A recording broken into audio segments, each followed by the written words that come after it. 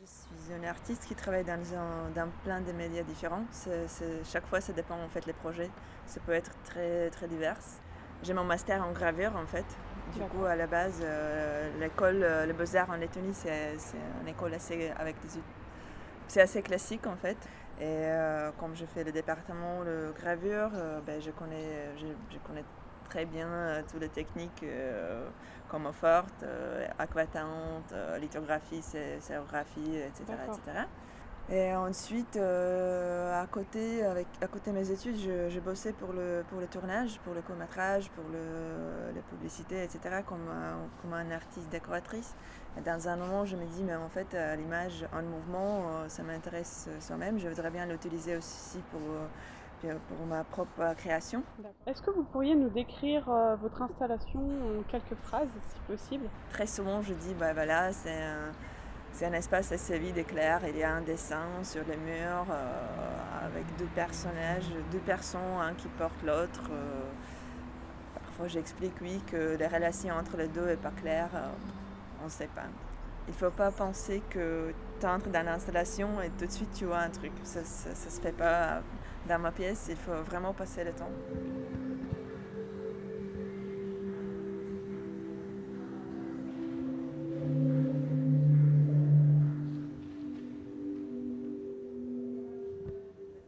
Pour moi, le colonne vertébrale d'art, c'est le dessin classique. Et bon, il y a plein de gens qui terminent les beaux-arts et qui l'oublient et pour qui c'est pas du tout important. Et c'est pas grave, chacun choisit son chemin. Mais je sais que pour moi, c'est quelque chose que je veux garder dans toute ma création pendant toute ma vie. Et du coup, je pense que les moyens, comment trouver que les technologies peuvent servir à une pièce et à une idée, c'est ça qui m'intéresse. Pourquoi vous avez mis en scène deux corps enlacés? Quelle a été votre intention dans l'installation? Pourquoi ces deux corps en fait? Les deux corps, c'est un sujet, bon, c'est pas un sujet, c'est plutôt un objet principal autour de qui tournent tous les sujets. Voilà, le corps comme un traducteur des émotions, un corps comme le symbole de la vie, de la mort, de l'amour, des émotions, etc. Pareil avec le paysage qui apparaît et disparaît. C'est plutôt pour montrer le paysage de l'intérieur d'un corps. D'accord. Pareil pour mettre en question des choses qui sont temporaires et les choses qui sont perpétuelles. Genre la nature, le paysage de nature, C'est intemporel, c'est c'est ça? intemporel au niveau contre le corps qui est très temporaire. D'accord. Et pareil par rapport aux les émotions qui sont pareil, perpétuelles, et le corps de nouveau qui est Peut très, disparaître. ouais, D'accord. qui est très, voilà, il apparaît, il disparaît.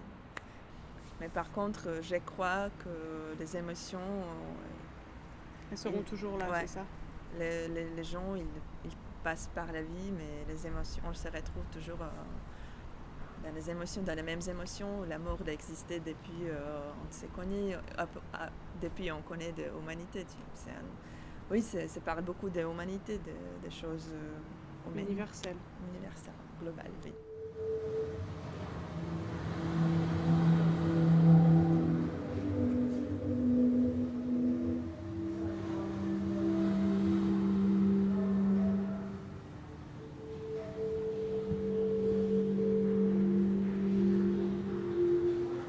Par rapport aux tests que vous avez faits durant toute l'installation, quels tests ont été effectués notamment à la lumière?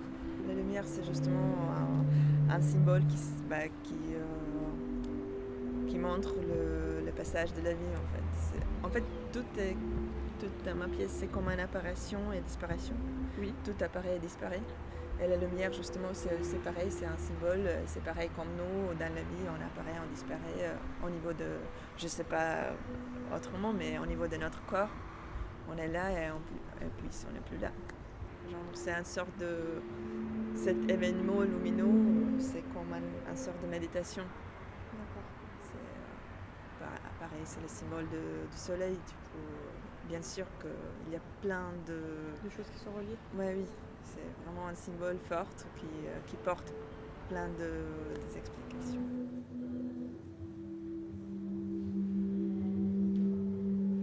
Je suis régisseur lumière et aussi éclairagiste en spectacle vivant, mais je m'intéresse aussi à d'autres disciplines comme la vidéo, toujours en spectacle, et puis je travaille depuis peu en consultant extérieur pour les artistes étudiants au Fresnoy.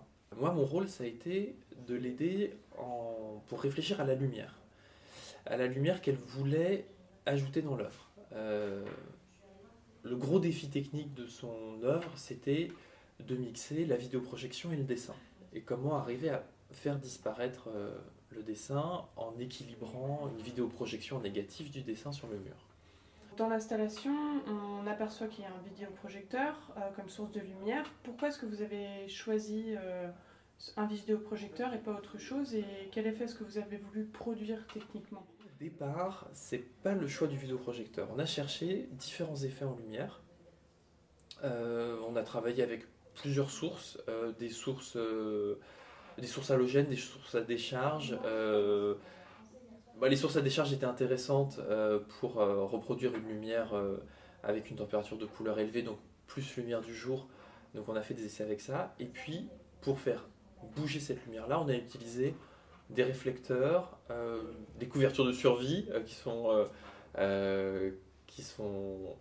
assez faciles comme réflecteurs à faire bouger. Du coup, on a essayé d'utiliser des petits ventilateurs pour bouger créer un petit peu de mouvement amener un petit peu de mouvement dans la couverture de survie et du coup faire vibrer la réflexion.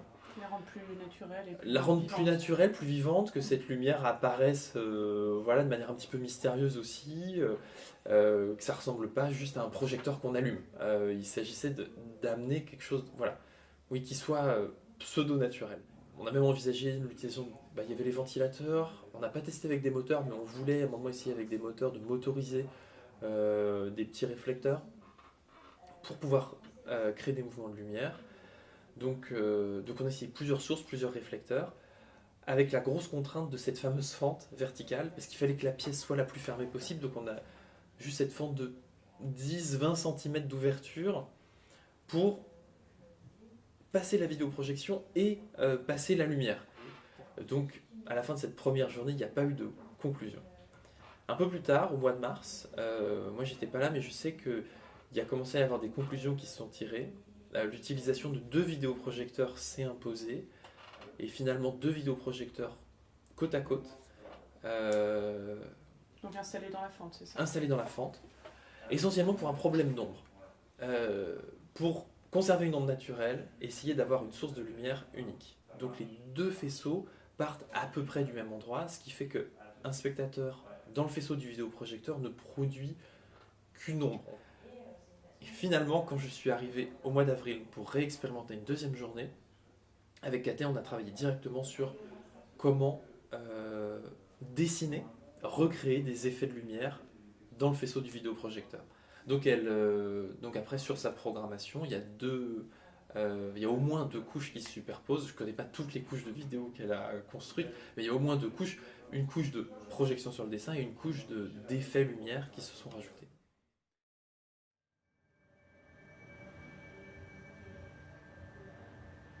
Par rapport au vidéoprojecteur, est-ce que c'était un choix de l'avoir disposé de cette manière dans votre installation, ou c'était une contrainte de le placer un petit peu en retrait, mais qu'on voit très bien que c'est un vidéoprojecteur et que le spectateur puisse traverser ce faisceau lumineux? Est-ce que c'était voulu ou pas?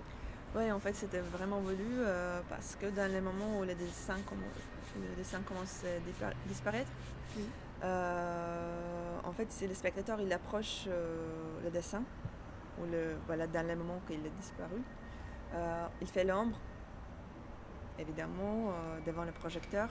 Et dans l'ombre, on voit très bien que c'est un dessin qui est fait sur le mur, que c'est un vrai dessin, que ce n'est pas une projection. Du coup, quelque part, c'est l'ombre des spectateurs qui révèle le dessin. Du coup, de nouveau, cette question par rapport au révéler ou fait disparaître des choses. Et pareil, peut-être c'est nous avec notre corps qui fait révéler les choses. Voilà. Par rapport justement à ce paysage, est-ce que c'était un paysage en particulier que vous avez choisi? Est-ce qu'il vous évoquait quelque chose de personnel? Ouais, en fait, j'ai cherché vraiment un paysage assez violent, à côté un océan. D'abord, j'ai voulu aller pour le tourner en Irlande parce que c'est vraiment sauvage, etc.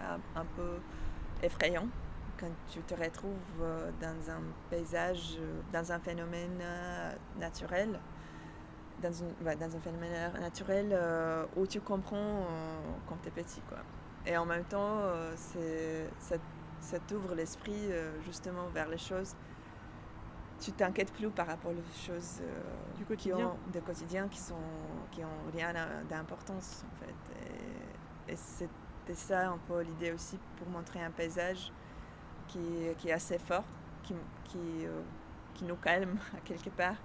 Et justement par rapport au son, donc au chant qu'on entend, pourquoi est-ce que vous avez choisi cette chanson en particulier? Pourquoi cette voix d'homme, je suppose, qui chante?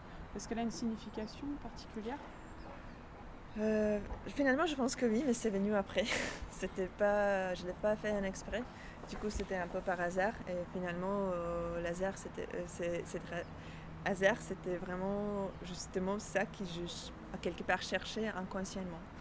En fait, le garçon qui chante, c'est un des garçons qui est dessiné.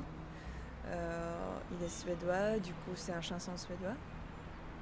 C'est une chanson folklorique qui vient d'une région entre la Finlande et Suède. C'est une région des îles. Et je lui demandais juste de chanter quelques chansons folkloriques. Finalement, j'ai choisi celle-là, mais je ne savais pas de quoi parole vous ne savez pas de quoi elle parlait? Non, et du coup, je l'ai demandé pour me traduire. Et finalement, ça tombait super bien avec ma pièce. Vraiment, c'était pile poil le truc que j'ai cherché. Les paroles, c'est qui peut naviguer sans le vent, qui peut ramer sans les rames, qui peut se séparer d'un ami sans les larmes. Moi, je peux naviguer sans le vent, moi, je peux ramer sans les rames, mais je peux pas me séparer d'un ami sans les larmes. Et du coup, justement, ça vient des régions, des îles, de la vie qui passe dans la mer, de la vie marine. Et ça parle beaucoup d'une perte de quelqu'un. Et voilà, finalement, Ça se reliait parfaitement à votre installation. Je ne l'ai pas cherché, mais c'est presque comme la chanson m'est trouvée. Voilà. Le hasard fait bien les choses. Jag kan segla för